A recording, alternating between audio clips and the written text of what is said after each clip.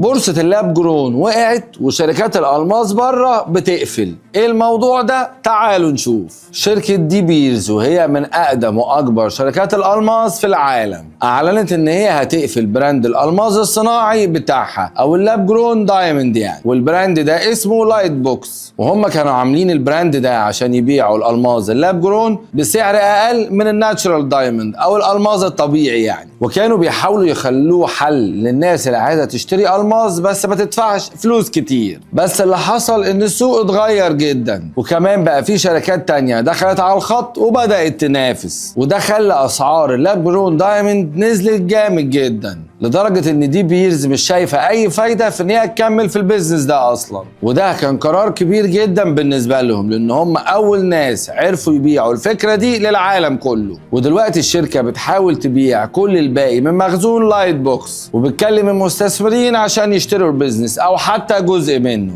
واحب اقول لكم ان في الكام سنة اللي فاتوا اسعار اللاب جرون نزلت تقريبا 90%، وقيمته قلت جدا، وده بسبب ان في شركات كتير بقت بتصنعه، فبقى في منه عرض كتير جدا. ده اللي خلى سعره ينزل، لان هو التكلفة بتاعته في الاصل رخيصة جدا، وده طبعا عشان احنا شايلين عامل الندرة، احنا بنصنعه في قلب المعمل، على الرغم من ان عامل الندرة ده موجود في الألماس الطبيعي. وفي الاخر نصيحة من جواهرجي، الألماس الصناعي حلو وكويس، بس لازم تبقى وانت بتشتريه عارف نقطة مهمة جدا، هو زيه زي الاكسسوارز، مش هتعرف تبيعه تاني، هتلبسي وتبقى شكله حلو وحجر كبير وكل حاجة، بس لما هتيجي تبيعيه مفيش فلوس خالص. وبس كده، قولوا لنا انتوا في الكومنتس تشتري ألماس طبيعي ولا ألماس صناعي. كان معاكم دكتور ياسر الطويل، وده الجواهرجي.